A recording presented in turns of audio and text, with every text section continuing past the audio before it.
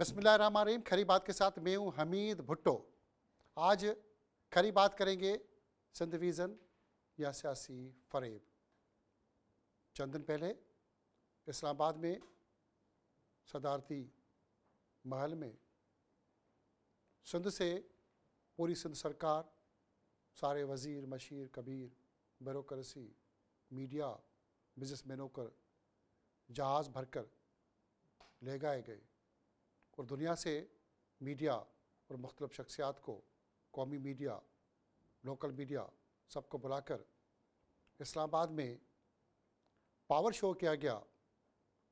बड़े खूबसूरत किस्म के ख्यालात पर मबनी सिंध के विज़न को बड़ी बड़ी स्क्रीन पे बड़े मंसूबे दिखाए गए।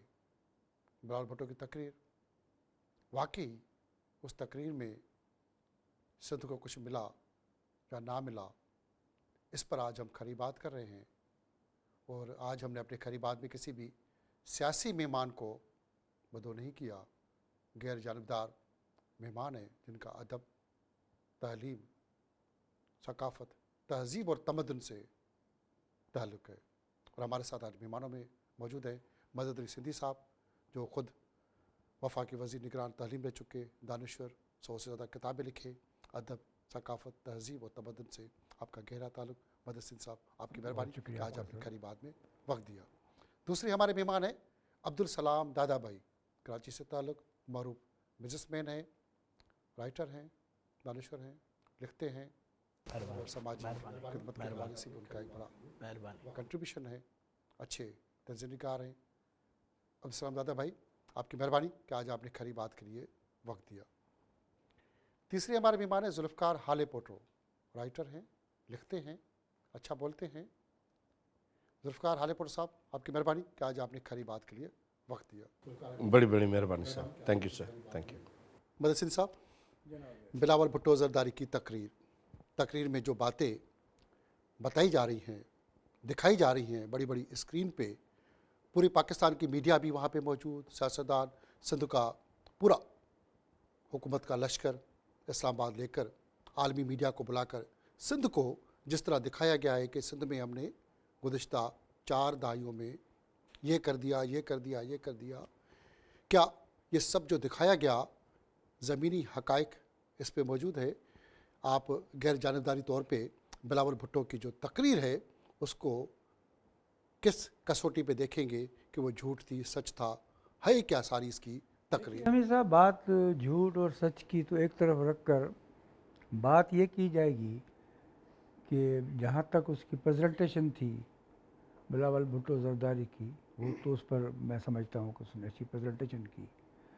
अब जहाँ तक हमेशा की तरह, बाजी की तरह, अच्छे कागजात, अच्छी समरी, अच्छी रिपोर्ट, आपको तो ब्यूरोक्रेसी का आपको पता है कि ब्यूरोक्रेसी को कहेंगे वो आपको एक खूबसूरत रिपोर्ट बना कर दे देंगे। अब वो रिपोर्ट जब आप देखेंगे तो है या नहीं है, इस पर एक अलग बात हो सकती है आपकी अक्ल और तजुर्बे के। अब ग्राउंड रियलिटीज़ ये है, देखो ना, पहली एक बात ये है कि पहली दफ़ा एक है कि उनको कहा गया है कि आप क्या आपने क्या किया है। अब उन्होंने एक चीज़ बनाई है, अब उसको देखना है कि वो कहाँ तक सही है, कहाँ तक गलत है। लेकिन ये पहली दफ़ा जो है, मैं कोई तारीफ़ नहीं करता, लेकिन पहली दफ़ा एक उनसे इंट्रोगेशन की गई है कि आप बताएं कि आपने क्या किया है, 4 दहाइयों के बाद क्या किया है 4 दहाइयों में। ये अच्छी बात है। बात हमारे पास ये है कि हमारे पास चेक बैलेंस है ही नहीं हमारे इस मुल्क में। हम सिंध की बात चेक बैलेंस होता है तो आज सिंध में लोग पानी के लिए, सेहत के लिए, हेल्थ के लिए, एजुकेशन के लिए दर ठोकरे खा रहे हैं। चेक और बैलेंस तो पूरे पाकिस्तान में ही नहीं है ना। नहीं है। जिस मुल्क में इस वक्त भी, मैंने उस वक्त वफाकी वज़ीर तालीम था तो उस वक्त ये बात थी कि हमारे आउट ऑफ स्कूल्स बच्चे कितने हैं।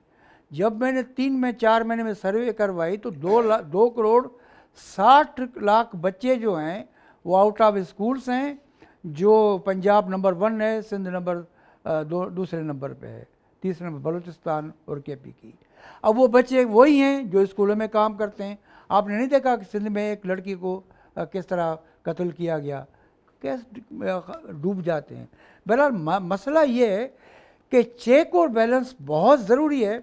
मैं कहता हूँ कि ये मैंने एक खूबसूरत हॉस्पिटल में, इतने आप देखें कि ये हॉस्पिटल है या नहीं नहीं है, है, मैं इसी वहाँ पे- मेडिसन्स हैं या नहीं है, अगर नहीं है तो वो कहाँ गई, इस पर अब मैं मैं समझता हूँ इसी पे खुलकर सलाम बात दादा की। भाई की तरफ आऊँगा। बिलावल भुट्टो की तकरीर ज़ोर खूबसूरती के बयानिए पे और रियासत के हवाले से भी कोई बात नहीं कि सिंध में ऐसा सब कुछ ज़बरदस्त ज़बरदस्त वाह वाह वाह वाह जय जय जय जय सब कुछ दिखाया गया कि बाकी जैसे सूबों में कुछ हो ही नहीं रहा। क्या वाकई सिंध में सब कुछ खूबसूरती है? वो बयानिया ठीक है? हमीद भाई, विजन रखने में या उसको एज अ मिशन अडॉप्ट करने में कोई कबाहत नहीं है। बिल्कुल भी नहीं है, बिल्कुल भी सवाल नहीं है। सवाल ये है कि जो पोर्ट्रे किया जा रहा है क्या जो वो खूबसूरत नक्शा दिखाया गया ग्राउंड रियलिटीज़ हैं तो नहीं। हकीकत ये है कि सिंध में अभी बहुत कुछ करना बाकी है। और आप पाकिस्तान को तो छोड़ें, आप सिंध का सिर्फ पंजाब से मवाजना कर लें तो साथ का बाद जैसे ही आप क्रॉस करते हैं आपको ये लगता है कि आप एक मुख्तलिफ मुल्क में दाखिल हो। मुख्तलिफ मुल्क में दाखिल हो चुके हैं। क्वालिटी ऑफ रोड्स सिंध में तो कहा जा रहा है कि पंजाब का तो हमारे साथ कोई मुकाबला नहीं, हम उससे आगे निकल चुके हैं। नहीं नहीं, ऐसी बात नहीं है। सिंध में तालीम में, सेहत में, इंफ्रास्ट्रक्चर में, रोड्स में, सैनिटेशन में, सॉलिड वेस्ट में बहुत काम करना बाकी है, बहुत रहता है काम। आप मुझे ये बताइए, आप भी कराची में रहते हैं, मैं भी कराची में रहता हूँ, पूरे शहर कराची में कोई एक इलाका बता दें जिसकी एक सड़क महफूज हो। विजन बिलावल भुट्टो जरदारी साहब का अपनी जगह पर और उसको एज अ मिशन अडॉप्ट करना अपनी जगह, लेकिन ग्राउंड रियलिटीज़ जो हैं वो इस मिशन और विजन स्टेटमेंट से बहुत मुख्तलिफ। जुल्फ़िकार आले भुट्टो, मैं आपकी तरफ आऊँगा। आप राइटर भी हैं, अच्छा लिखते हैं। जिस तरह बिलावल भुट्टो ने तकरीर की, उसने हुकूमत की सारी अच्छाइयाँ बताई, अपनी नाकामियों पे कोई भी जिक्र नहीं। किसी भी लीडर का अच्छाइयों के साथ अपनी नाकामियाँ बताना भी ज़रूरी है। आप इसको किस तरह देखते हैं? भुट्टो साहब, एक इंतहाई अहम मौजू है ये, और जब से बिलावल भुट्टो जरदारी साहब ने ये प्रेजेंटेशन दी है और इसको रोड शो कहते हैं बेसिकली, तो उसमें 4 पहलू उन्होंने बड़े अहम फोकस किए। 4 एरियाज़ थे उनका। एरिया नंबर 1 था पॉवर्टी एलिवेशन, चूँकि माइक्रो फाइनेंस का जो कॉन्सेप्ट है पूरे पाकिस्तान में, उसमें सिंध को थोड़ा एज है, उन्होंने उसको सबसे पहले फोकस किया। फिर उन्होंने हेल्थ को फोकस किया, फिर उन्होंने एनर्जी को, चूँकि थर्कोल से एनर्जी आ रही है। चौथा उनका एरिया था लेजिस्लेशन। 4 उन्होंने शुरू में कहा कि मैं इन 4 एरियाज़ में बात करूँगा। तो अब इसके कुछ इखलाकी पहलू हैं, कुछ सियासी पहलू हैं, अगर मुझे आप इजाज़त देंगे। इसका एक इखलाकी पहलू ये है कि 88 से लेकर अब तक जितनी भी हुकूमतें आई हैं, साथ साथ उसने तारीख और मज़ाहमत का भी जिक्र किया। एग्जैक्टली मैं यही कहना चाह रहा हूँ, उसके सियासी पहलू भी हैं। तो 2008 तक जब से ये 18वीं तरमीम हुई और सदारती 58 भी चला गया, उससे पहले हर वज़ीर आज़म चीखता था कि सदारती महल हमारे ख़िलाफ़ साजिशों के तौर पर इस्तेमाल होता। तो मेरी ज़ाती राय ये है कि इखलाकन अगर ये तकरीब किसी बड़े होटल में हो जाती, क्योंकि बहुत सारी जगहें हैं उनके पास, ये तकरीब सदन KP में है, हो सकती थी, हो सीएम हाउस में हो सकती कल थी। मरियम इसकी नवाज ज़रूरत साहबा क्या भी थी? कहेंगी क्या कि मुझे दे इस्लामाबाद दें की प्रेसिडेंट हाउस में, वहाँ प्रेजेंटेशन दूँ। तो मैं समझता हूँ कि ये अवॉइड कर सकते थे। ये नहीं है कि उनकी कोई नीयत होगी कि हम इसको मिसयूज़ करें, लेकिन ये अवॉइड किया जा सकता था किसी इंडिपेंडेंट, चूँकि सदारती जो सिस्टम वो कहा जाता है कि फेडरेशन का सिंबल है, वो एक इंडिपेंडेंट है। तो एक तो मुझे ये बात ज़ाती तौर पर पसंद नहीं आई, हम कहीं भी कर सकते थे। अब जो उसके सियासी पहलू है ये कि बॉडी लैंग्वेज में नोट कर रहा था, मेरी पूरी प्रेजेंटेशन जो है लाइव देखी। बिलावल भुट्टो जरदारी साहब को यकीनन ये उसको अंदाज़ा था कि वो जो पाक इंडिया जंग के बाद पूरी दुनिया में जो डिप्लोमेसी उन्होंने की और दुनिया के मंझे हुए सफारतकार शशि थरूर को उन्होंने नॉकआउट किया, तो वो बॉडी लैंग्वेज लेकर, वो ख्याल लेकर वो यहाँ उतरे। लेकिन मुझे थोड़ा सा ये फील हुआ कि उसमें चूँकि पूरी कौम इन्वॉल्व थी, उसमें हमारी जीत इन्वॉल्व थी, फतेह इन्वॉल्व थी, तो उसमें उनकी बॉडी लैंग्वेज बड़ी फातिहाना थी दुनिया में, इसमें एपोलोजेटिक थे वो। इसी पे मैं मदद सिंधी की तरफ आऊँगा कि बिलावल भुट्टो ने जो अपनी तकरीर की, उसने कहा ये हमने कर दिया, ये हमने किया, ये हमने किया, हम अपनी तारीफ वाह वाह, तो सिर्फ अपनी वाह वाह, बाकी लोगों की कुर्बानियाँ सबको भुलाकर अपने ही हमने किया। मियाँ बिट्ठू कैसा लगा? बात यह है कि जब वो बिलावल भुट्टो जरदारी बात करता है तो उसके पीछे वो एवोल्यूशन होती है, उसके माँ की, उसके नाना की, पीपल्स पार्टी के कंट्रीब्यूशन, MRD, डेमोक्रेसी के लिए मोहतरमा की एक बहुत बड़ी जिदोजहद, बिल्कुल है, ये उससे सब इनकार उसमें नहीं है, उसमें नहीं इससे है। इनकार नहीं किया जा सकता। और पीपल्स पार्टी ने आप हज़ार इख्तलाफ रखें, लेकिन उसने डेमोक्रेसी के लिए 18वीं तरमीम की आपने बात की, ये भी अच्छा, ये भी क्रेडिट बिल्कुल जाता है, है। बिल्कुल है, अच्छा, इससे भी दूसरी इनकार बात मैं अहम बात करना चाहता हूँ, जो खुद हमारी हुकूमत भी नहीं कर रही है। जितना इन्फ्लक्स सिंध पर है वो किसी सूबे पे नहीं है। हम कहते हैं सिंध में ये चीज़ नहीं है, मैं कोई हुकूमत की ये हिमायत नहीं कर रहा हूँ, रास्ते ख़राब हैं, कराची है, भाई आप देखें कि तमाम सूबों के लोग किस तरह यहाँ आकर आबाद हो रहे हैं, और उनको हर फैसिलिटीज़ देना ये सिंध हुकूमत देती है, वो सारा बार सिंध पर पड़ता है। इस सूरत में सिंध जो बर्दाश्त कर रहा है इन सालों में, मैं ये नहीं, कराची को मिनी पाकिस्तान हमने बना दिया है, और भी देखें इन्फ्लक्स, भाई अगर सिंध में है, खुशहाली है या नहीं है, तो लोग तो आ रहे हैं ना कारोबार के। इसी पे मैं सलाम दादा भाई की तरफ जाऊंगा। सिंध में खुशहाली है या नहीं? सिंध में खुशहाली इसलिए नहीं, बिलावल भुट्टो बार बार कहता रहा कि जी वफाक की मुदाखलत, वफाक की साजिश। क्या वाकई अब 20 साल होने वाले हैं, वफाक की साजिश है, इसलिए सिंध हुकूमत इनके पास मैंने सब कुछ कर दिया, मेरी वाह वाह, दूसरों की साजिश, खुद कुछ करे या न करे, कि वाकई खुशहाली है सिंध में? अगर सच बोला जाए तो सिंध में कतन खुशहाली नहीं है। अगर आप वाकई में इसका सही तखमीना लगाना चाहते हैं तो मेरे ख़्याल से अगर इंटरनेशनल सर्वेयर्स और कंसल्टेंट्स को हायर किया जाए तो वो आपको दूध का दूध पानी का पानी करके दे देंगे कि सिंध में कितनी खुशहाली है। 18वीं तरमीम के बाद आप फेडरेशन को ब्लेम नहीं कर सकते कि वो आपकी तरक्की के रास्ते में हायल हैं या रुकावट बन रहे हैं। बात दरअसल ये है कि मैं दोबारा वही दोहराऊंगा कि एक विज़न रखने में, उसको एज अ मिशन अडॉप्ट करने में कोई कबाहत नहीं है, लेकिन वो पोर्ट्रे ना किया जाए जो कि ज़मीनी हक़ाइक़ से काफ़ी मुनाफी है। बिलावल भुट्टो की तकरीर में आम आदमी का जिक्र था, जो आम आदमी वहाँ पे गायब था। एलीट क्लास को बुला के टिकटें, ये वो, अरबों की बजट हड़प की गई। क्या सिंध में जो बुनियादी आम आदमी है, आम इंसान है, उसको तो वसाइल सहूलियात से महरूम रखा गया है या नहीं रखा गया? आम आदमी को क्यों गायब किया गया, उसको अलामत के तौर पे ही तकरीर में पेश क्यों किया गया? असल में भुट्टो साहब देखें, बिलावल साहब को क्यों ज़रूरत महसूस हुई ये प्रेजेंटेशन देने की? बेसिकली वो बताना चाह रहे थे कि 6-7 करोड़ जो अवाम है सिंध का, वो कैसे बेहतर हो रहा है हमारी पॉलिसी से। जिस वक्त वो तकरीर कर रहे थे, मुझे याद आ रहे थे वो काश्तकार जो इस वक्त शुगर केन के रेट पर एहतजाज कर रहे हैं पूरी सिंध में। इसका मतलब ये है कि जो आम आदमी है उसका जो मसला है बुनियादी, उसका तो कहीं जिक्र ही नहीं है तकरीर में। कराची के अखबारात उठा लें या टीवी खोलें तो सारा दिन, जैसे सलाम साहब ने भी कहा, सारा दिन कचरे के ढेरों पर लोगों की चीखें हैं, सड़कें टूटी हुई हैं। अच्छा, NICVD का उन्होंने मिसाल दी, हेल्थ, जैसे मैंने कहा 4 सेक्टर्स उन्होंने कवर किए। लेजिस्लेशन में कोई शक नहीं है सिंध सबसे आगे। हेल्थ में आप NICVD को छोड़कर जो दूर दराज के इलाके तो आप छोड़ दें, मैं तो कभी कभी हैरान होता हूँ, लोग काछो, थर, कोहिस्तान ये करते हैं। आप कराची की कच्ची आबादियों में चले जाएं, आपको हेल्थ फैसिलिटीज़ नहीं है, डॉक्टर अवेलेबल नहीं है, इमरजेंसी डॉक्टर्स नहीं है। तो इस तरह बहुत सारे सेक्टर्स हैं जिनमें इस पे बुनियादी सहूलियात मौजूद ही नहीं है, तो वो मैच नहीं कर रही थी उनकी तकीर, उनकी दावों से। बिलावल भुट्टो कह रहे हैं कि सिंध सूबा वसाइल से माला माल, उसमें कोई शक नहीं। वसाइल के माला माल सूबे का जो सिंधी आदमी है, जो सिंध का रहने वाला, वो बदहाली का शिकार क्यों है? मेरा अर्थ सुने ना, इस वक्त भी 60 से 70% गैस जो है सिंध से निकलती है, ठीक है ना। और वहाँ का उसी इलाके का बंदा अब आपने खाली कराची की बात की, तो अंदरूनी सिंध में भी अस्पतालों की हालत सही नहीं है, इस बात में इनकार नहीं है। मैं फिर ये बात करता हूँ कि आप इस बात पर क्यों नहीं तवज्जो देते कि सिंध पर जो इन्फ्लक्स है उसके लिए सिंध के वसाइल में बहुत खर्चा हो रहा है उस पर। आप कराची की बात करते हैं, कराची में वफाक कितना देता है, क्या कितने देता है, और देखें क्या हालत है कराची की।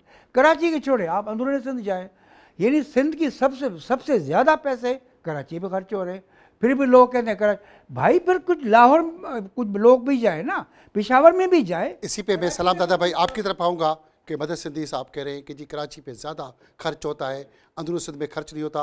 वाकई कराची में ज़्यादा खर्च होता है? आपका कराची से भी ताल्लुक है? पहला सवाल तो ये है, आपने विजन, सिंध विजन की बात की, पूरे सिंध की बात की। जी, तो मैं ये सवाल, मेरा सवाल जो एक नेचुरल सा बनता है वो ये है कि ये जो आपने प्रेजेंटेशन सिंध पे दी है, इसकी ज़रूरत आपको क्यों मैंने महसूस तो नहीं हुई? दी, जिसने दी है वो बिलावल भुट्टो जी ने जी, दी है। मैं सवाल तो मैं नाजरीन और सामीन से सामीन से यही करेंगे। करूँगा ना कि ये इस प्रेजेंटेशन की ज़रूरत आपको क्यों महसूस हुई?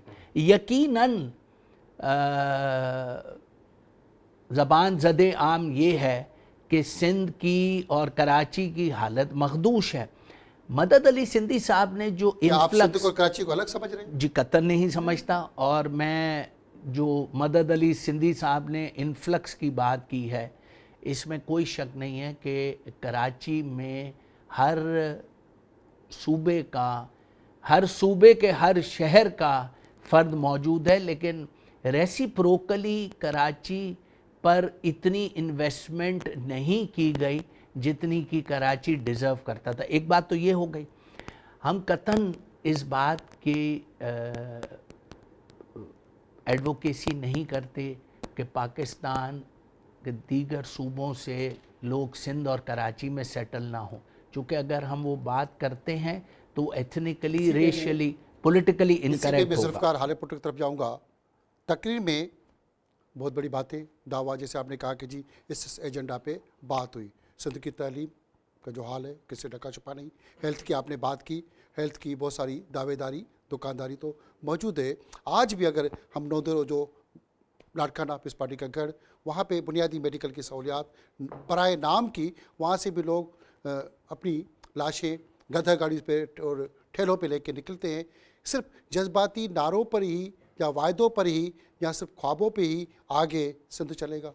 देखिए, आप जब विफाक से मुख्तलिफ मुतालबात करते हैं और आप कहते हैं कि कानून और आइन के तहत हमें एक फेडरेटिंग यूनिट है, हमें ये चीज़ें दी जाएँ, तो वो जो जिन लोगों के लिए आप वो चीज़ें मांगते हैं उन तक वो चीज़ें पहुँची या नहीं पहुँची, ये भी बड़ा बुनियादी सवाल है।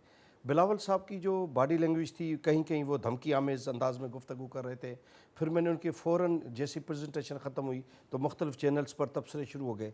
एक चैनल पर मैंने राना सनाउल्लाह साहब को सुना और वो बात मुझे बिल्कुल जो है क्लिक की, जो 28वीं और 29वीं तरमीम के जो मामला चल रहे हैं, क्योंकि जो हमारी प्रोडक्टिविटी है, हमारी जो इंडिजीनियस, वो रुक गई है। सलाम साहब ज़्यादा बता सकेंगे, ना इम्पोर्ट है, ना एक्सपोर्ट है, ना इंडिजीनियस जो हमारी पैदावारी ज़राए वो कमज़ोर हो गए। टैक्सेस पर टैक्सेस के सिस्टम में जा रहे हैं। इस्लामाबाद भी थक गया है। अब उनकी कोशिश है कि 18वीं तरमीम को पीछे करें, यहाँ कुछ कोई फिस्कल अरेंजमेंट ऐसा करेंगे सुबह से कुछ चीज़ें। इसलिए आपने कहा बिलावल साहब बार बार कह रहे थे कि SRB बनाकर हमने जो डोमेस्टिक टैक्स सिस्टम किया है वो आपके FBR से कहीं ज़्यादा आगे। इसलिए उन्होंने फिर KP को कोट किया, उन्होंने फिर बलूचिस्तान को कोट किया। उन्होंने कहा कि आप क्यों नहीं प्रोविंसेस को दे देते हैं अपना FBR की fiscal भी order, बात कर, उस आप उसके दे दी। SRB की बात करें तो सदर पाकिस्तान का एक रिश्तेदार बैठा हुआ है कंटिन्यू, Exactly. उसी का सरबराह, और वहाँ पे करप्शन की नदियाँ बह रही हैं। हाँ, लेकिन जो बुनियादी सवाल था उसमें जो डिप्लोमेट्स भी देख रहे थे, मैं देख रहा था ट्रांसपेरेंसी इंटरनेशनल का हेड भी बैठा हुआ था 9वीं या 10वीं रो में। ट्रांसपेरेंसी इंटरनेशनल ने 6 माह पहले कहा है कि बदतरीन तर्ज हुक्मरानी और करप्शन में सिंध सारे प्रोविंसेस से नंबर 1 है।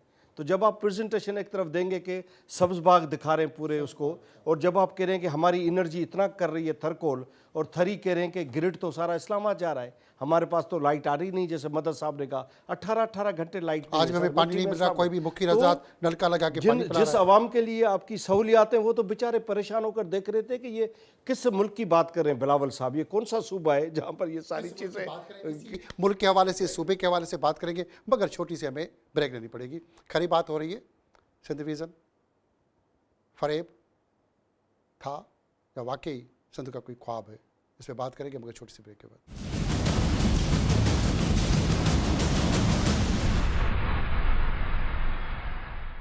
खरी बात हो रही है, सिंध विजन या सियासी फरेब, आज इस पर हम खरी बात कर रहे हैं।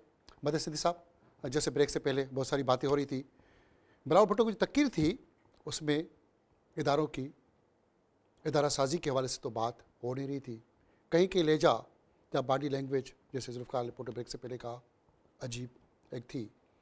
जब इदारा साजी की बात नहीं होगी, इदारों की बात नहीं होगी, सिर्फ अपनी जमायत, अपनी कुर्बानियाँ, अपनी अपनी वाह वाह, तो इसको किस नज़रिए से आप देखेंगे कि सिर्फ अपनी वाह वाह होनी चाहिए? बात यह है कि हमारे सियासतदानों को अब ये लड़ाई झगड़ा बंद करना चाहिए। पाकिस्तान ने इस वक्त जनरल आसिम मुनीर के क़यादत में जो कामयाबी हासिल की है, उससे दुनिया में पाकिस्तान का नाम बढ़ गया है। मेहरबानी करके ये अपनी चपकलिश में बंद करें। एक दूसरे पे इल्ज़ाम लगाएंगे, फिर ये भी प्रोग्राम करेंगे, वो भी प्रोग्राम करेंगे।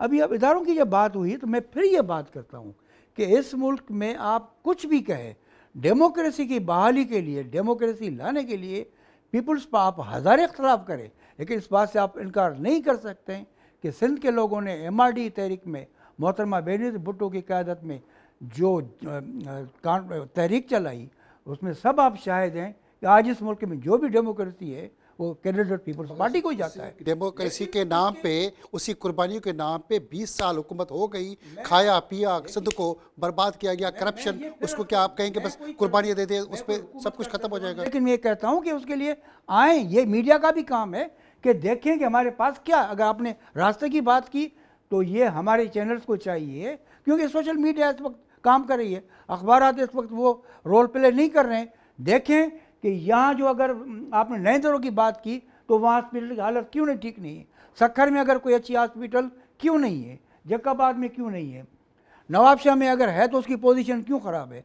ये मैं फिर बात करता हूँ तो पूरे पाकिस्तान में लीकेज है, जिसको मैं करप्शन का नाम नहीं देता हूँ। जब तक लीकेज पाकिस्तान में ख़त्म नहीं होगी हमारे मसाइल इस तरह रहेंगे। सिंध में बद इंतज़ामी, बदनवानी, करप्शन और बहुत सारे मसाइल, जिसका पूरा सिंध का आवाम, हर डिपार्टमेंट करप्शन करप्शन करप्शन। अब तो करप्शन हमारी नसों में फैलती जा रही है। इसके बावजूद भी सिंध विज़न था वाकई या कोई फरेब था? देखिए हमीद भाई, बात दरअसल ये जो प्रॉब्लम्स हैं वो अपनी जगह पर हैं।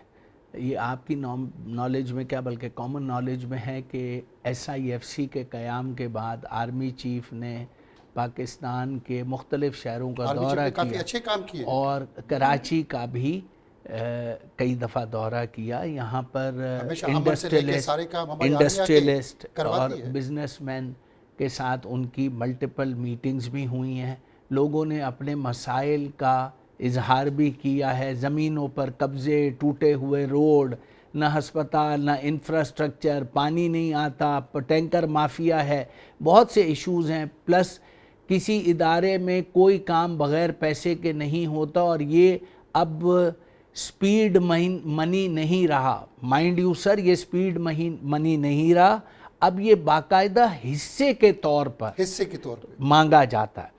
तो ये तमाम मसाइल अपनी जगह हैं। मैं इसी पे जुल्फ़िकार की तरफ आऊँगा। मसाइल अपनी जगह, बिलावल भुट्टो की तकरीर में खुद एहतसाब का कोई जिक्र ही नहीं कि हम सब ठीक है।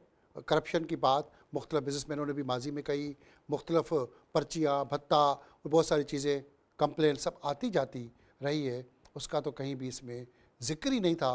अपने एहतसाब को जब नहीं करेंगे तो किस तरह देख रहे हैं आप?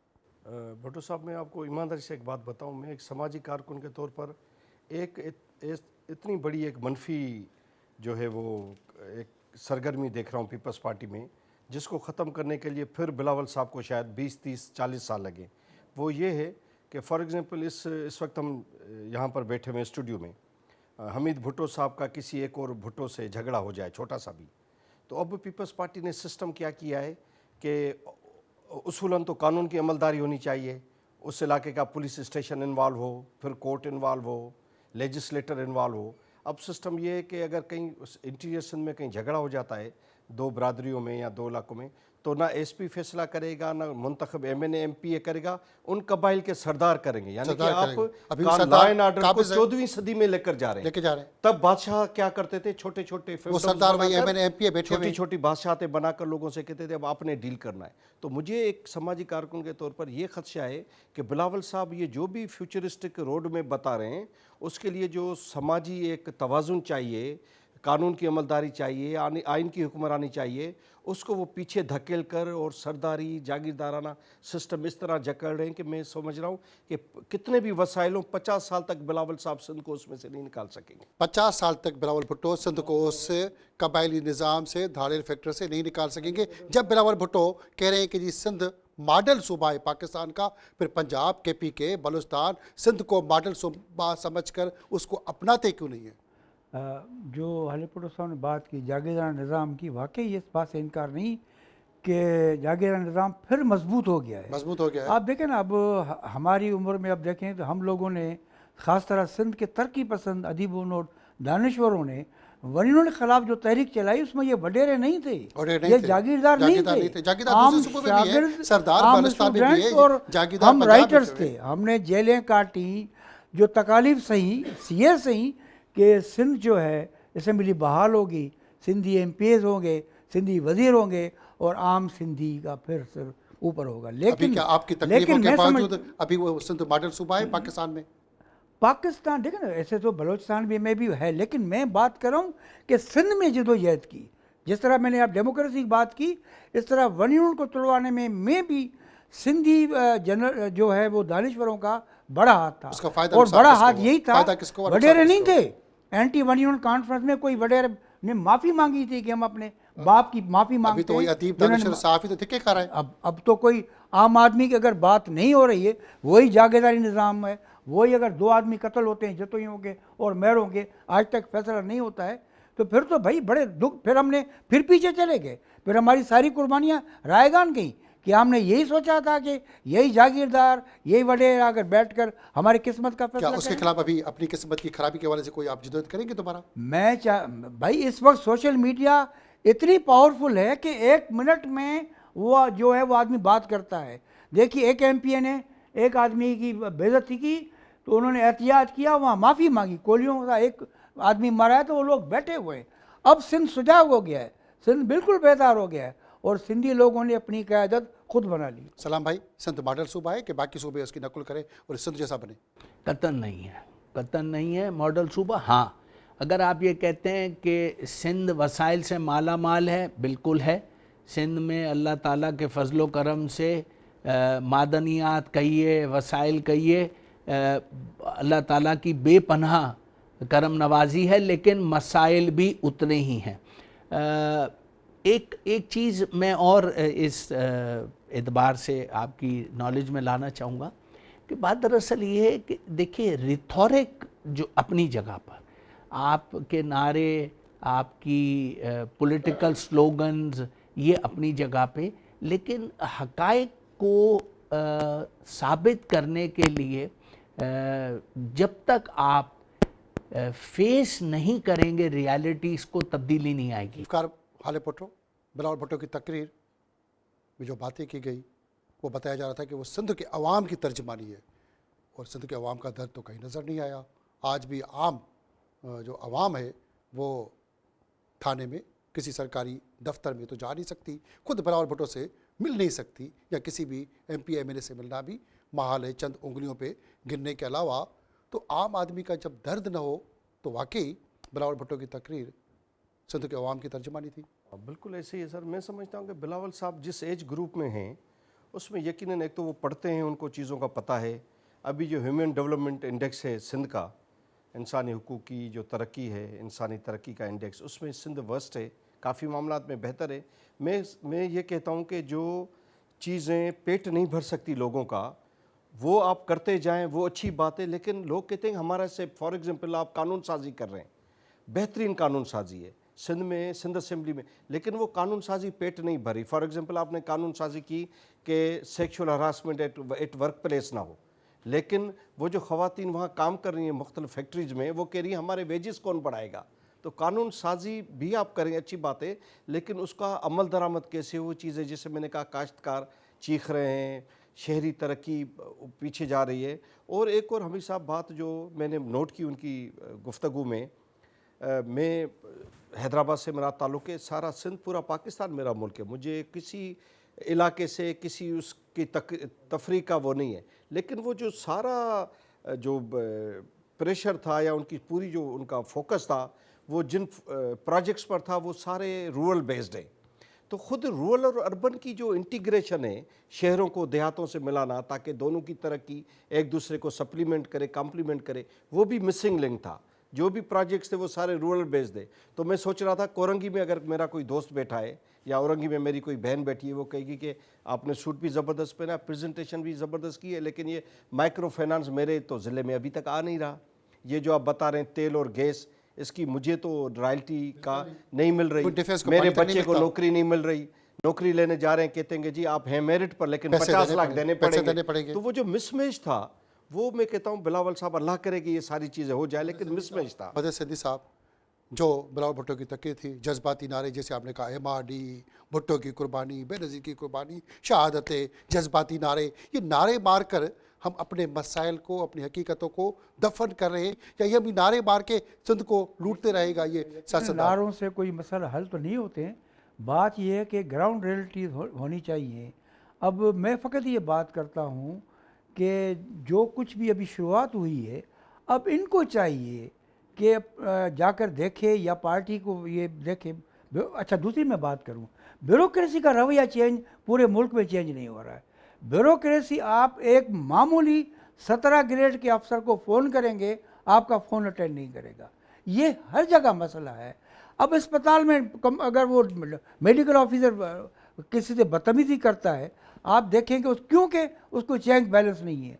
ये मुख्तलिफ तलीमी इदारे हैं और भी काफ़ी चीज़ है। इसमें अब इनको चाहिए कि ख़ुद जाकर इनको कोई ऐसी कमेटी मुकर्रर की करें और देखें कि वाकई ये काम हो रहा है या नहीं हो रहा है। सलाम दादा भाई, बिलावल भुट्टो की तकरीर, 20 साल इक़्तिदार में रहने की कहानी, क्या किसी लीडर का जिसकी पार्टी सिंध में हुक्मरानी कर रही हो, सिर्फ अपनी वाह करके उसके शायान शान तकरीर थी? आप रोज़ाना टॉक शोज़ देखते हैं, मुख्तलिफ़ सियासी जमातों के लोग बैठ कर तेरी मेरी घंटों की चोट पर तेरी मेरी करते हैं। आप ये मुझे बताइए कि क्या उनका किसी अवामी इशू से कोई वास्ता है? बहुत सारे नहीं होते। बात दरअसल ये है कि आपकी तकारीर, आपकी रिथॉरिक्स, आपके पॉलिटिकल स्लोगन्स लोगों के पेट नहीं भरते। आप एक काम कीजिए, सुबह मेरे साथ गाड़ी में बैठ के चलिए, मैं आपको दिखाता हूँ कि शहर के असल मसाइल हैं क्या।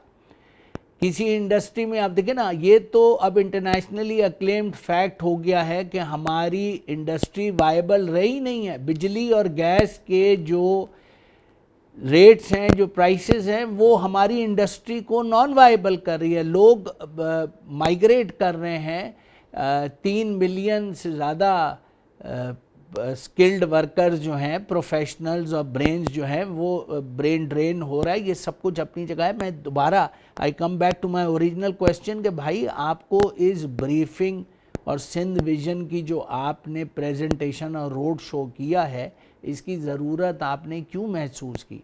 यकीनन इसके पीछे भी तो कोई ना कोई अवामिल मुतहर्रिक होंगे। मैं ज़ुल्फ़िकार अली भुट्टो आपकी तरफ आऊँगा। सिंध में अगर सब कुछ ठीक है तो फिर इंसाफ, मराहतें, ताकतवर या मराहत याफ्ता तबके को ही क्यों मिल रही है? हमीद साहब, मैं जल्दी में एक रेफरेंस कोट करता हूँ। सैयद सईद मेहदी, सब जानते हैं, मदद साहब भी उनको जानते हैं, बहुत बड़े सिविल ब्यूरोक्रेट हैं। जब मुशर्रफ और नवाज शरीफ साहब का झगड़ा हुआ तो सईद मेहदी साहब प्रिंसिपल सेक्रेटरी थे, वो भी गिरफ्तार हुए। वो रावलपिंडी के डिप्टी कमिश्नर थे। उनकी किताब की कल लॉन्च थी। उन्होंने बताया कि जब भुट्टो साहब को हम फांसी घाट की तरफ लाए तो उनसे जब कहा गया कि आप माफ़ीनामा नहीं लिख रहे, आप आ जाएं फांसी घाट की तरफ, तो उन्होंने कहा कि वो 3 स्टेप इस बहादुरी और जुर्रत के साथ क्रॉस करके फांसी घाट की तरफ आए, लग रहा था जैसे किसी शादी के फंक्शन में जा रहे हैं। तो वहाँ पर शहनाज वज़ीर अली साहिबा ने नारा लगाया, जिंदा है भुट्टो जिंदा है। जवाब नहीं आया। कंपेयर ने कहा कि नारा लगा, जवाब नहीं आया। तो किसी ने नीचे से कहा कि जो जिंदा है भुट्टो जिंदा है, 20 साल में इनकी बदतरीन तर्ज़ हुक्मरानी ने उस भुट्टो को ज़मीन में गाड़ दिया, इसलिए कोई जवाब। यानी कि 500 के हाल में एक बंदा नारे का जवाब सिर्फ इसलिए ना दे कि वो सारी कुर्बानियाँ, वो सारी जदोजहद जो मंत्री साहब है, वो आपकी बदतरीन तर्ज़ हुक्मरानी में लोग अब नाम लेने को तैयार नहीं है। तो रिव्यू करना चाहिए। ये ठीक है प्रेजेंटेशन, आप वज़ीर आज़म अल्लाह ताला आपको बनाए, आप मुल्क को हुक्मरान बने, आप UN के सेक्रेटरी जनरल बने, हमें खुशी होगी। लेकिन जिस सूबे से आपको इतनी इज़्ज़तें, कौमी असम्बली की सीटें, उस सूबे के मसाइल हल करने चाहिए को दिल से हल। इसी पे खरी बात करेंगे, मगर छोटी सी हमें ब्रेक लेनी पड़ेगी। सिंध विज़न या सियासी फरेब, आज का हमारा खरी बात का टॉपिक है। बहुत सारी खरी बातें करनी है, मगर छोटी सी ब्रेक है।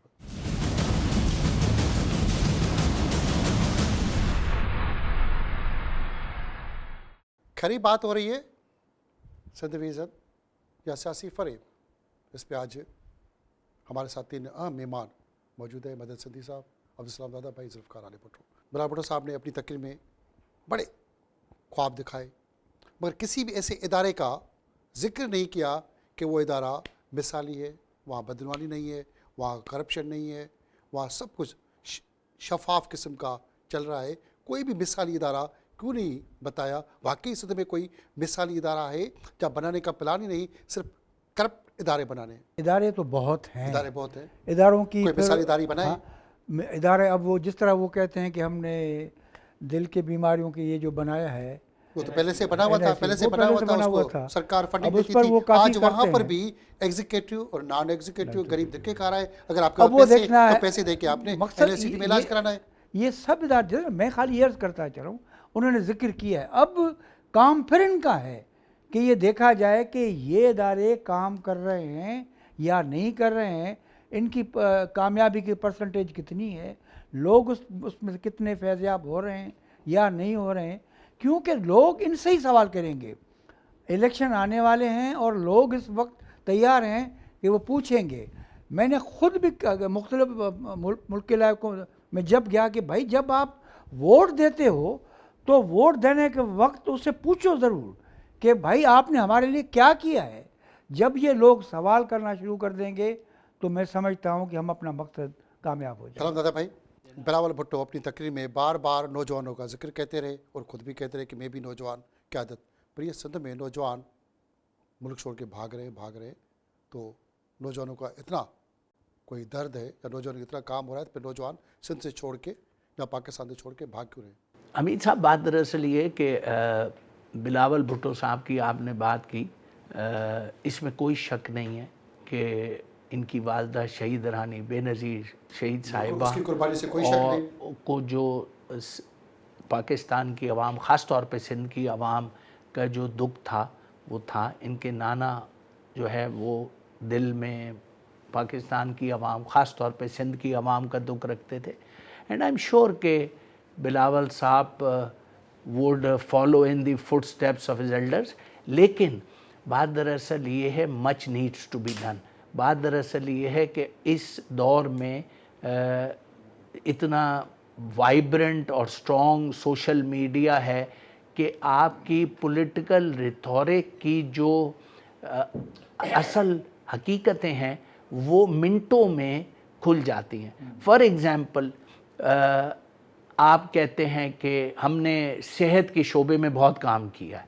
अब एक साहब ले जाके अपने मोबाइल फ़ोन से वीडियो बना के दिखा रहा है सारी दुनिया को कि पेशेंट्स को रेडियो पर शिफ्ट किया जा रहा है, या लाड़काना जो कि इनका होम टाउन है वहाँ पर मैयतों को गदा गाड़ी और रेडियो पे शिफ्ट किया जा रहा है। तो ये सारी जो है ना वो आपकी पॉलिटिकल जो स्लोगन्स हैं या पॉलिटिकल रिथोरिक है, ये जो भी आपकी पॉलिटिकल स्टांस है उसको निगेट करता है। मैं जुल्फ़िकार की तरफ आऊँगा। सिंध को पेश किया जा रहा है मजलूम। अगर सिंध वाकई मजलूम है तो सिंध का जो मजलूम आवाम है अपनी हुकूमत सिंध के ख़िलाफ़ आवाज़ उठाकर और उसके ख़िलाफ़ क्यों बात करता है? देखिए सर, सिंध जब हम कहते हैं कि सिंध मजलूम है तो बेसिकली तो बात होती है कि जो फेडरेशन में सिंध का जो आइनी कानूनी मुख्तलिफ मामलात में शेयर है, फॉर एग्ज़ाम्पल फेडरल जो वो शेयर भी मिलता है, फिर वो जाता कहाँ है? आवाम को तो कुछ नहीं मिल रहा। उसमें जो कोटा है वफाकी नौकरियों में, केनालों के मसले चल रहे हैं, कभी कभी सूबे में इंतज़ामी यूनिटों के मसले, एक तो फेडरेशन के उसमें भी अगर आप डॉक्यूमेंटेशन देखेंगे ना, इस वक्त तो इतना टाइम नहीं है प्रोग्राम में हम बात करें, उसमें कहीं कहीं पीपल्स पार्टी खुद बैकफुट पर चली जाती है और फिर जब फंसती है तो इस्तेमाल करती है कार्ड कि जी सिंध एक्सप्लाइट हो रहा है और फेडरेशन उसका इस्तेसाल कर रही है। लेकिन जो बुनियादी सवाल है जो इस प्रेजेंटेशन में भी था कि सिंध को जो भी हिस्सा मिलता है वो सिर्फ आप इस बुनियाद पर मिसयूज़ नहीं कर सकते कि वो जैसे एक नारा है कि हमारे वसाइल हमारी मर्ज़ी, तो ये मुमकिन नहीं है। आप फेडरेशन में एक इंतहाई ज़िम्मेदार इंतज़ामी यूनिट हैं, एक इंतहाई ज़िम्मेदार फेडरेटिंग यूनिट हैं, तो लोग आपसे ज़रूर सवाल करेंगे और वो सवाल बुनियादी इसलिए करेंगे कि आप 20 साल से हुकूमत में हैं। पहला चलें, आपने पहला टर्म पूरा किया, बेनज़ीर साहबा शहीद हो गई 2008 वाली हुकूमत, तो वो हनीमून पीरियड आपने दे दिया। अब आप जब मुसलसल 20 साल हुकूमत में, तो मैं काफ़ी जगहों पर जाता हूँ, लोगों को ये कहते सुनता हूँ कि चले जी आने वाले 20 साल तक भी हमें कोई फ़ायदा न मिले, लेकिन हमें हुकूमत सिर्फ ये बता दे कि अब हमारी डायरेक्शन ये है। मैं एक बात पूरी करूं जल्दी से सर हमीद साहब। मैं 2 हफ्ते पहले श्रीलंका था, सख्त महंगाई थी, लेकिन डॉलर 550 रुपये से 350 पर आ गया। मैंने एक टीचर से पूछा कि शदीद महंगाई है, लोगों क्या कहते हैं? उन्होंने कहा लोग इंतहाई खुश हैं, लोग सिर्फ ये कहते हैं कि हम दिवालिया मुल्क हैं, दुनिया का 100 सालों में पहला दिवालिया मुल्क। लेकिन हमारी हुकूमत ने हमें डायरेक्शन दे दी है कि हम 10 साल 20 साल 30 साल मुल्क को यहाँ ले जाएंगे, इसलिए लोग खुश हैं। तो ये ना खुशहाली दे रहे ना डायरेक्शन दे रहे हैं कि हम 10 साल 20 साल के बाद आकर कहाँ खड़े होंगे। तो इसी हाल में लोग परेशान हैं कि हम किस तरफ जाएंगे। सिंध को खुशहाली दे रहे हैं या कोई डायरेक्शन दे रहे हैं या नहीं। 17 साल गुजर गए, अभी भी सिंध के अवाम का लगता है कसूर है, और सिंध का अवाम ये देख रहा है कि सब कुछ है, तो कसूर किसका है? कि अवाम का ही कसूर है कि सब कुछ अच्छा दिखाया जा रहा है, कि वोट भी दे रहा है, सब कुछ दे रहा है, मगर कसूर अवाम का ही है। लोगों को अगर देखें ना, इसमें कुछ ब्यूरोक्रेसी का भी बहुत बड़ा हाथ है ना, मिनिस्टर्स का भी हाथ है ना। जाएं जाकर देखें, आखिर जब उनको जिम्मेवारी मिली है तो मिनिस्टर भी अपने इलाके में जाएं, देखें कि वहाँ क्या काम हो रहा है।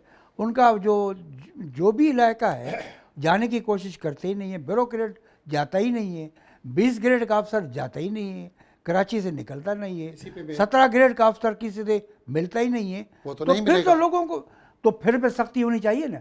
चेक और बैलेंस जब होगा कैसे सकती है? कोई पैसे दे रहा है, वही अफसर को करेगा कैसे? जब वो सरबराह करेगा। अगर मिनिस्टर करता है तो मिनिस्टर उस पर एक्शन ले सकता है, मिनिस्टर के हाथ में है। बराबर तक की सियासत बचाने के लिए थी या आवाम के लिए थी? विजन रखना या विजन होना कोई जुर्म नहीं है। उस विजन को अपना मिशन बना लेना भी जुर्म नहीं है। सवाल ये पैदा होता है कि क्या वो ग्राउंड रियलिटीज़ के मुनाफी है या ग्राउंड रियलिटीज़ के एन मुताबिक है। हमने तो तखमीना ये लगाया कि विजन अपनी जगह, मिशन स्टेटमेंट अपनी जगह, लेकिन ग्राउंड रियलिटीज़ बहुत मुख्तलिफ है। अगर ये प्रोग्राम बिलावल भुट्टो देखे तो आप उसको क्या आईना दिखाएंगे? सर बिलावल भुट्टो साहब को यकीनन अगर प्रोग्राम देखेंगे, जैसे सब ने कहा, मदद साहब ने भी कहा कि वो जेनेटिकली वो बॉर्न पॉलिटिशियन है, तो उसे पता होगा कि ये जो भी मस्बत तनकीद है ये लोग इसलिए है कि लोगों में बेहतरी आए, सूबे में बेहतरी आए, मुल्क में बेहतरी आए। तो ये उसी जो है तरफ जा रही है सारी डिस्कशन। वो जब देखेंगे तो मेरे ख्याल में उनको ये रियलाइज़ करना पड़ेगा कि उनकी जितने भी ख्वाब हैं, जैसे सब ने कहा हमारे पैनलिस्टों में, ख्वाब देखना इंतहाई अच्छी बात है। उस ख्वाब के पूरा करने के लिए आपने जो मिशन स्टेटमेंट बनाई है वो भी ज़बरदस्त है, लेकिन उसका जो अमली जामा है वो एक बड़ा पेचीदा मामला है, और वो तब पूरा होगा जब सारे स्टेक होल्डर्स आप ऑन बोर्ड रखेंगे। जब आपकी प्रायोरिटी आपका जो रूलिंग एलीट है वो नहीं होगा, आपकी प्रायोरिटी आम आवाम होगा, तो ही आपकी चीज़ें बेहतर हो सकेंगी। बिलावल भुट्टो की जो तकरीर है, क्या वाकई आपको इन तकरीरों से सिंध बदलता हुआ नजर आएगा? मैं आखिरी बात बिलावल भुट्टो साहब को यही अर्ज़ करूँगा कि वो उन लोगों से मिले जिनके हाथ लोगों के नब्ज़ों पर हैं और जिनको पता है, जो खुलकर बात करते हैं। आज प्रोग्राम में जो बात की गई है, मैं समझता हूँ उनके लिए भी एक पैगाम है कि आप आएँ, हमसे मिलें, हमारे जैसे लोगों से मिलें, मालूम करें कि क्योंकि उनके जो चौगिर्द जो ऐसे लोग हैं, मैं समझता हूँ उनको खबरें नहीं देते अच्छी। 17 साल गुजर गए, तब भी सिंध के बहुत सारे इलाके पानी से महरूम, तो पानी तक लोगों को नहीं मिल रहा, तो वाकई सिंध बदल रहा है। हमारे यहाँ जो अहले इक़्तिदार और अहले इख्तियार हैं, वो इक़्तिदार में आने के बाद हमारा ये मॉडल ऑफ गवर्नेंस ही कुछ इस तरह का है कि वो कोकून हो जाते हैं and they lose touch with the public. अब वो बात दरअसल ये, और सब कुछ अच्छा है कि गर्दान उनके इर्द गिर्द के मशीर और वज़ीर कहते रहते। अब आप ये देखिए कि अफ़वाज पाकिस्तान में एक मेकैनिज़म है जिसमें टॉप हायरार्की को पब्लिक पल्स रिपोर्ट भेजी जाती है एवरी फोर्टनाइट। हमारे यहाँ पॉलिटिकल डायस्पोरा में ये चीज़ कभी भी ऐसे एज एन SOP अडॉप्ट नहीं की गई। बिलावल भुट्टो ज़रदारी साहब एक young, promising, enterprising, budding politician हैं। वो कम से कम ये तब्दीली ले आए कि मॉडल ऑफ गवर्नेंस को बेहतर करने के लिए पब्लिक पल्स रिपोर्ट हर 15 दिन इंडिपेंडेंट, इम्पार्शल ज़रूर हासिल करें। उस पे उनका जो सेंस ऑफ डायरेक्शन है वो यकीनन तब्दील हो जाएगा अगर उन्हें ज़मीनी हकायक मनो अन पहुंचना शुरू हो गए। जुल्फ़िकार आली भुट्टो, बिलावल भुट्टो बार बार साजिश कहते रहे, साजिश के सबूत कहाँ थे उसकी तकरीर में? देखिए ज़ाहिर है वो साजिश सियासी अंदाज में गुफ्तगू कर रहे थे, इसमें कोई शक नहीं है कि सिंध एक रोशन ख्याल और जमहूरियत पसंद परावन से उसकी शहरी आबादी हो, दही आबादी हो, वो लोग जो भी बैनुल-अक़वामी उसूल हैं किसी भी रियासत के चलने के, जियो और जीने दो की जो पॉलिसी पर पूरी दुनिया चल रही उसका, तो वो एक इस्लामाबाद में भी एक ग्रोह है जिसके डीएनए में सिंध मुखालफत है, यहाँ तक उनकी बात बहुत दुरुस्त है। लेकिन उसको ख़त्म करने के लिए या उसको कम करने के लिए आप लोगों में इस तरह चले जाएं, जैसे मदद साहब ने कहा, सलाम साहब, आप लोगों में इस तरह घुस जाएं कि लोग आपकी जो है तरफ से खड़े हो जाएं, जैसे माजी में खड़े होते रहें। तो सिर्फ कह देना कि साजिशें हो रही हैं, कह और देने इन से कुछ नहीं होगा। साजिशों के मदद सदी साहब, बार बार तकरीरों में कहा जाता है कि सिंध बदल रहा है, मगर सिंध के अंदर हुक्मरानी देखें, आप भी बहुत सारे वज़ीरों कबीरों के साथ करीबी हैं, दोस्ती भी, आप खुद वफाकी वज़ीर रह चुके हैं। क्या सिंध की हुकूमत सिंध के वज़ीर चलाते हैं या कोई सिस्टम चलाता है? 84 की बात है, मुख्तसर बता रहा हूँ। मैं सिंध न्यूज़ का एडिटर था, मैंने एडिटर लिखा। मेरे पास एक आदमी आया कि मुझे दादू से ताल्लुक़ था, मुझे जिन्ना हॉस्पिटल में एडमिशन नहीं मिल रही है। मैंने कहा क्या लिखा है? उन्होंने कहा कि हम अंदरूनी सिंध के लोगों को एडमिशन नहीं देंगे। मैंने एडिटोरियल लिखा, फ़ौरन दूसरे दिन डीएमएल ने मुझे बुलाया, क्या है? मैंने कहा ये है, ये सबूत है। वो ये बात हो गई, उस वक्त ये बात थी। उसके बाद में आपकी मोहतरमा की, मैं उसके अखबार का चीफ एडिटर था, शाहपुर चाकर के नुमाइंदे को एक ज़मींदार ने इतना मारा, उसके बाल काट दिए। मुझे फ़ौरन फ़ोन आ गया पीएम का, मोहतरमा का, कि ये क्या मसला है। मैंने फ़ौरन लिख के दिया कि ये से जुल्म हुआ है। तो जब तक इन आदमी ताल्लुक़ नहीं रखेगा, उसको पता नहीं होगा कि ये कोई रिपोर्ट आई है डिस्ट्रिक्ट की, नहीं आई है, तब कैसे? सलाम दादा भाई, सिंध विज़न क्या आवाम के लिए था या सियासी मशीरों ने जिन्होंने लिखा उनकी करप्शन बदनवानी को छुपाने के लिए था? नहीं, देखिए बात दरअसल ये है कि अगर आप दुनिया में रियलिज़म का दौर है, आप एक चीज़ फोरकास्ट करते हैं अपनी प्रेजेंटेशन के तहत, आप उसको प्रोजेक्ट करते हैं, वो उसमें कोई ख़राबी नहीं है, there is nothing wrong in it. लेकिन बात दरअसल ये है कि projections and forecast should be in line with the ground realities. मेरा सिर्फ इतना पॉइंट है। मेरा जो मैंने पहले कहा उस बात को मदद अली सिंधी साहब ने भी इंडोर्स किया है कि जब तक आप आवाम के साथ इन टच नहीं रहेंगे, ना आपको आवाम के मसाइल का पता चलेगा और ना उसके तदारुक का तयन होगा। ये बहुत ज़रूरी है। किसी भी सियासतदान का आवाम के साथ टच होना, उनके साथ राब्ते में रहना ज़रूरी है। जैसे बेनज़ीर भुट्टो का आपने जिक्र किया, आवाम के साथ हर महीने मिलती थी। क्या सिंध की जो क़यादत है वज़ीर आला से लेके बिलावल भुट्टो तक, क्या वो आवाम के साथ टच है? सर मुझे अमीर साहब ऑनेस्टली बताऊं, कभी कभी फील होता है कि ये जो नई जनरेशन पॉलिटिक्स में आ रही है, एक बड़ी खुफिया खलाई मखलूक है जो सिक्योरिटी के बहाने लीडरशिप को दूर कर रही है। नवाज़ शरीफ साहब उस लाट के आखिरी आदमी हैं, या महमूद खान अचकज़ई, ये लोग आखिरी आदमी जो बिल्कुल आवाम को बिल्कुल, अगर 1 लाख का भी जलसा है तो पहचान जाएंगे कि जी ये हमारा गुलशन इकबाल टाउन का ओहदेदार खड़ा है, ये हमारा मियाँ चुनू का खड़ा है, ये चारसदा का खड़ा है, ये सक्कर का खड़ा है। वो बहुत बड़ा, भुट्टो साहब भी ऐसे थे, बेनज़ीर साहब भी, मदद साहब विटनेस हैं। 40,000 लोगों तो पहचान जाते थे कि कौन कौन कहाँ से खड़ा है। अब इतना डिस्टेंस से ये जो नई लाट है, इसमें जैसे केपी का सीएम है वो थोड़ा बहुत अवामी है, मरीम नवाज़ साहिबा, बिलावल साहब, इनको इतना लोगों से दूर कर दिया गया है कि अब इवन वज़ीर अब पूछते हैं महफिलों में 4-4, 5-5 दफ़ा मुलाकात के बाद भी कि ये आदमी जो बोल रहा है ये इसको मैं पहचानता हूँ, ये कौन है, फिर उसे बताया जाता है सर से आप 4 मीटिंगें कर चुके हैं। तो मुझे कभी कभी फील होता है कि ये जो रूलिंग एलीट है, जैसे सलाम साहब ने भी कहा, वो ये विशिष्ट सर्कल ऐसा डेवलप करते हैं कि क़यादत दूर होती जाए लोगों से, और उनको सब अच्छा है कि रिपोर्ट देने वाले लोग उनके आसपास हों। तो ये भी मैं समझता हूँ जमहूरियत के ख़िलाफ़ और ये जो गवर्नेंस के ख़िलाफ़ साजिश है। बिलावल भुट्टो वफाक वज़ीर आज़मशिप मांग रहे हैं, सूबे को मिसाली ना बना सके, क्या पाकिस्तान को मिसाली बना सकेंगे? पाकिस्तान को मिसाली बनाने के बड़ी लंबी जद्दोजहद की ज़रूरत है, और उसके लिए मैं समझता हूँ कि जितना भी बोलें कम है। आपको फ़कत मैं ये गुजारिश करूँगा कि ये आपने जो ये प्रोग्राम की है, एक एक डिपार्टमेंट पर आप ये प्रोग्राम करें, एजुकेशन पे कहें हम आएंगे, हेल्थ पर करें, तो हमें भी उन्होंने जो रिपोर्टें शाये की हैं वो भी हम पढ़ के देखें। अभी तो हमने फ़कत सुना है, हम देखें कि उन्होंने क्या बोला है। मोरसी सियासत, क्या जमहूरियत के लिए एक ख़ानदान ने इलेक्शन खुद ही में जीता, वाह वाह मुबारकबाद, अपनी इलेक्शन खुद ही सियासत जो चल रहा है पाकिस्तान में, इस सियासत ने सिंध को या पाकिस्तान को कहाँ खड़ा किया? सवाल अच्छा है। देखिए, मौरूसी सियासत में इनहेरेंटली कोई फॉल्ट नहीं है। अगर डेमोक्रेटिक नॉर्म्स को आप फॉलो कर रहे हैं और बाप के बाद बेटा सियासत में है या बेटी सियासत में है, तो उसमें कोई जुर्म भी नहीं है।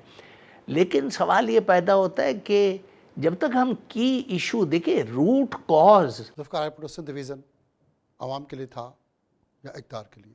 बेसिकली तो एक रोड शो था, जैसे आपने देखा यूरोप अमेरिका में जब सदारती इलेक्शन होती हैं तो सूटेड बूटेड दोनों उम्मीदवार खड़े होते हैं, अपनी अपनी प्रेजेंटेशन देते हैं। शो वाज गुड, इम्प्रेसिव था, उनकी गुफ्तगू इम्प्रेसिव थी। लेकिन मुझे एक बात समझ में नहीं आई कि सिंध के जो लोग गए हमारे नेशनल एक्सचेकर पर, टैक्स पेयर्स के पैसे पर, जर्नलिस्ट गए, दानिशवर गए, उनको क्यों टिकट दिए गए? उनसे तो आप रोज़ इंटरेक्ट कर रहे हैं सिंध में, उनको क्यों बुलाया गया? इस्लामाबाद के जो जर्नलिस्ट हैं वो भी सारा दिन आपके साथ हैं। तो मुझे एक जो है वो एक पीआर शो ज़्यादा नज़र आया, सीरियसनेस वो नज़र नहीं आई, पीआर शो ज़्यादा नज़र आया। लेकिन बहरहाल जैसे मदद साहब ने कहा, सलाम साहब ने, उम्मीद ही रखी जा सकती है और उम्मीद रखनी इंतहाई ज़रूरी है इंसान के लिए। तो मैं समझता हूँ कि उन्होंने जब इन सारे 5 सेक्टर्स में इतना पढ़ा है, तो मैं सोच रहा था कहीं ना कहीं तब्दीली उनके जहन में होगी, कहीं थोड़ी आ गई, तो मैं समझता हूँ कि कामयाबी होगी इस प्रेजेंटेशन की। मेहरबानी। हमारे साथ आज खरी बात में थे मदद अली सिंधी, साबका निगरान वफाकी वज़ीर तालीम, अब्दुल सलाम दादा भाई, राइटर, तर्जुमानिगार, दानिशवर, ज़ुल्फ़िकार अली भुट्टो, राइटर, बड़ा अच्छा लिखते हैं, बोलते हैं।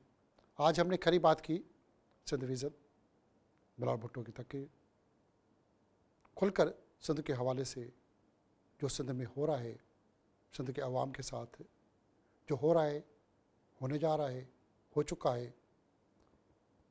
हज़ारों सवाल अभी भी मौजूद है, आने वाले वक्त में उस पर भी बात करेंगे। और बाकी सबने देखा सुना, क्या हुआ क्या नहीं हुआ, किस तरह अपने इक़्तिदार के लिए, अपने मफादात के लिए, अपनी सियासत, अपनी सियासी चाल को चलते हुए कैसे कैसे सियासत हो रही है, और अपनी हुकूमत को आजकल एक दुकान की तरह चलाकर, एक फैक्ट्री की तरह, एक इंडस्ट्री की तरह चलाकर सिर्फ अपने आप को बचाने के लिए जो कुछ हो रहा है, आवाम के साथ जो हो रहा है, अब ये ढकी छुपी कोई कहानी नहीं रही। आने वाले प्रोग्राम खरी बात में अपने मेज़बान हमीद भुट्टो को इजाज़त दें।